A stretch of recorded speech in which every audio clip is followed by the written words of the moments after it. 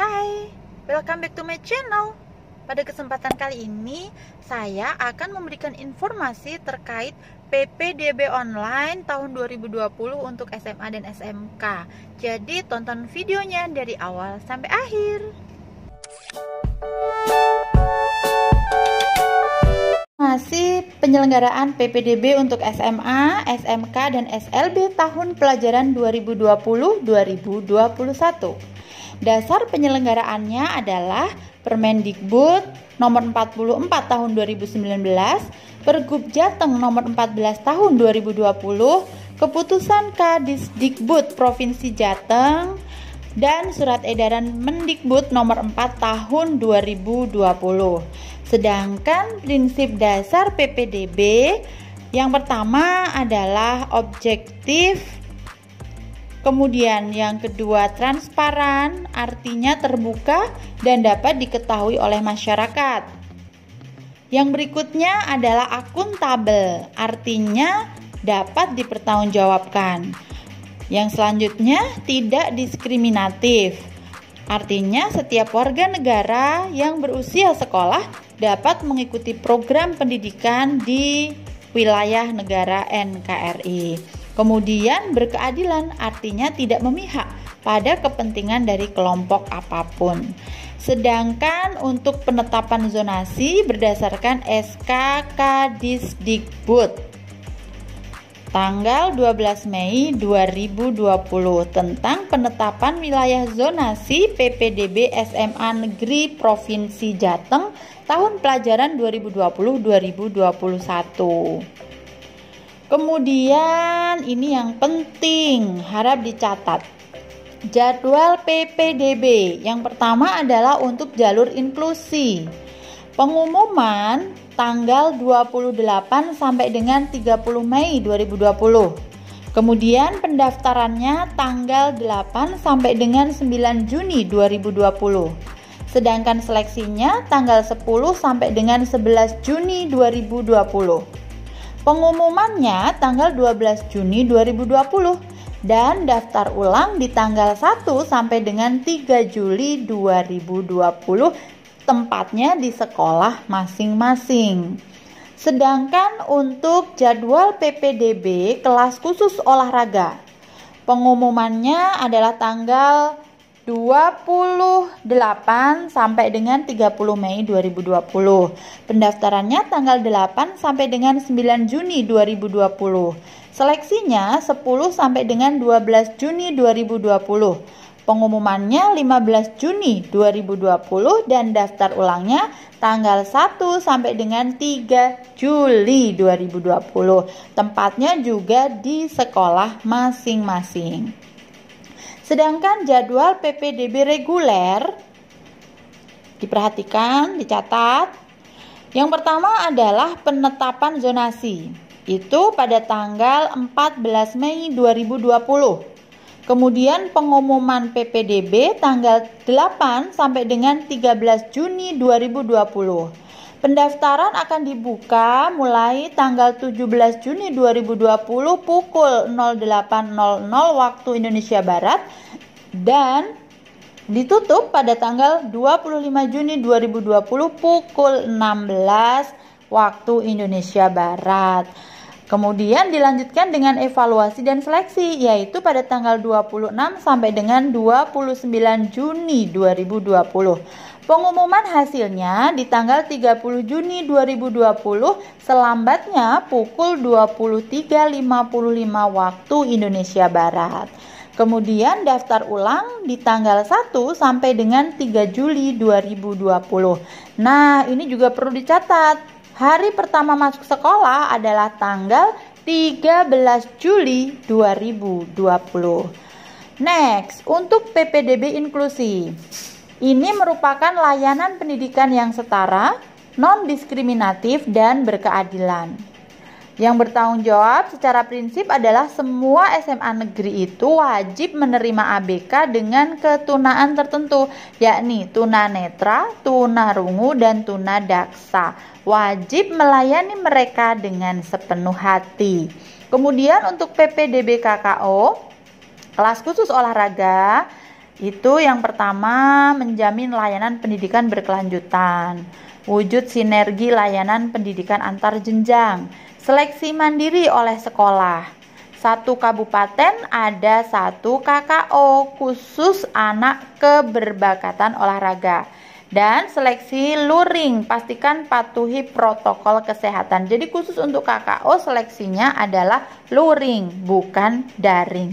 Sedangkan untuk daya tampung, jumlah peserta didik dalam satu rombongan belajar untuk SMA paling sedikit 20 peserta didik dan paling banyak 36 peserta didik. Sedangkan untuk SMK dalam satu rombel berjumlah paling sedikit 15 pesdik dan paling banyak 36 pesdik. Jumlah rombel pada satuan pendidikan SMA paling sedikit 3 rombel, paling banyak 36 rombel. Masing-masing tingkat paling banyak 12 rombel. SMK paling sedikit 3 rombel dan paling banyak 72 rombel. Masing-masing tingkat paling banyak 24 rombel. Apabila ingin menambah usulan daya tampung, harus disertai dengan kajian-kajian terlebih dahulu. Nah, pilihan pendaftaran SMA negeri. Calon peserta didik SMA negeri dapat mendaftarkan diri pada satu satuan pendidikan melalui jalur zonasi atau jalur afirmasi atau jalur prestasi di dalam zonasi. Selain melakukan pendaftaran PPDB melalui jalur zonasi, calon peserta didik dapat melakukan pendaftaran melalui jalur afirmasi atau jalur prestasi di luar zonasi masing-masing pada satu satuan pendidikan. Calon peserta didik SMA negeri yang mendaftar melalui jalur perpindahan tugas orang tua hanya dapat mendaftar pada satu satuan pendidikan di luar zonasi. Dan calon peserta didik SMA negeri dapat mengubah pilihan satuan pendidikan dan jalur selama masa pendaftaran, kecuali jalur perpindahan orang tua, tidak bisa. Sedangkan untuk SMK negeri dapat memilih jalur prestasi dan afirmasi. Ada 4 pilihan kompetensi keahlian dalam 2 bidang keahlian yang sesuai pada satu satuan pendidikan atau lebih. Calon peserta didik SMK negeri dapat mengubah pilihan peminatan atau kompetensi keahlian dan atau satuan pendidikan selama masa pendaftaran. Jadwal masa pendaftaran tadi di atas sudah disampaikan. Nah, ini yang perlu disiapkan calon peserta didik. Persyaratan yang pertama adalah buku raport. Yang kedua, surat keterangan nilai raport. Yang ketiga, ijazah atau surat keterangan pengganti ijazah atau surat keterangan lulus. Yang keempat, kartu keluarga atau surat keterangan domisili dari RT atau RW. Yang berikutnya, akta kelahiran. Lalu KIP atau PKH daerah untuk yang calon peserta didik melalui jalur afirmasi. Piagam penghargaan bila memiliki, surat pernyataan kebenaran dokumen, surat pernyataan sehat, surat keterangan Kadinkes Anak Tenaga Kesehatan luar Jawa Tengah. Nah, selanjutnya keseluruhan tahapan PPDB akan diselenggarakan secara daring dengan memberikan kemudahan bagi calon peserta didik. Tidak perlu mengunggah dokumen secara keseluruhan, namun cukup mengunggah surat pernyataan. Seperti apa surat pernyataannya nanti di bawah akan ada contohnya. Lalu persyaratan nilai ujian nasional akan diganti dengan nilai raport semester 1 sampai 5 untuk mapel, IPA, matematika, bahasa Inggris dan bahasa Indonesia dan akan dikonversi berdasarkan hasil akreditasi sekolah yang bersangkutan. Perlu dicatat, dokumen PPDB tidak perlu dilegalisir. Oke, sedangkan untuk prosentase jalur dan kuota, untuk jalur zonasi adalah 50% dari daya tampung, jalur afirmasi 15% dari daya tampung, jalur perpindahan orang tua 5% dari daya tampung, sedangkan jalur prestasi 0 sampai 30% dari daya tampung. Ini berdasarkan Permendikbud nomor 44 tahun 2019 tentang pelaksanaan PPDB tahun 2020. Nah, untuk seleksi PPDB untuk jalur zonasi itu bagaimana? Yakni jarak tempat tinggal terdekat ke sekolah dalam zonasi yang ditetapkan. Lalu usia peserta didik yang lebih tua berdasarkan surat keterangan lahir atau akta kelahiran, dan nilai prestasi itu di bagian terakhir. Sedangkan untuk jalur afirmasi, calon peserta didik dari panti asuhan. Lalu yang kedua, jarak kantor desa atau kelurahan terdekat tempat tinggal calon peserta didik ke sekolah, usia yang paling tinggi calon peserta didik, dan nilai prestasi. Jadi nilai prestasi yang menentukan paling akhir. Sedangkan untuk jalur perpindahan orang tua yang diutamakan, yang pertama adalah yang jarak kantor desa atau kelurahan terdekat tempat tinggal calon peserta didik ke sekolah. Yang kedua, barulah dilihat usia yang paling tinggi dari calon peserta didik. Dan yang ketiga, nilai prestasi. Nah, untuk jalur prestasi dilihat dari nilai rapot SMP atau MTS sederajat ditambah nilai kejuaraan dan atau poin zonasi. Usia yang paling tinggi calon peserta didik sebagai dilihat di syarat yang terakhir.